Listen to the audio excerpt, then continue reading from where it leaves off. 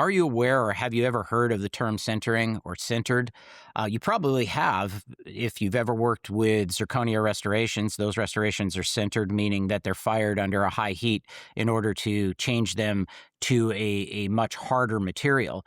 Well, the same thing happens to some graft materials. During the processing of these materials, they are sintered, and by doing that, it changes the micro and macro topography of the particulate and changes it basically to a point that it becomes less porous and it holds on to ions more readily, meaning it's not going to uh, participate as readily in new bone growth. So, what does sintering really mean, and how can you put it in layman's terms?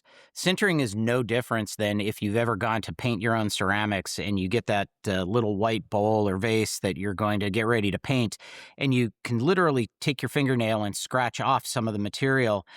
It's soft, it's unsintered, it hasn't been baked yet. And then you go ahead and you apply your paint to it and your color, and then you turn it in, and a week later you come back and you pick it up and it's hard and you can use it to eat or drink out of.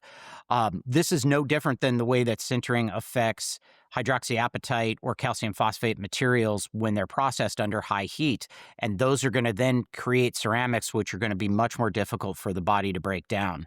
So in my graft materials, I would much rather have something that is going to be biocompatible and is not going to be difficult for the body to break down. And so for me, having a material that does not have a ceramic formulation to it is going to be much better for regenerating the bone that I need.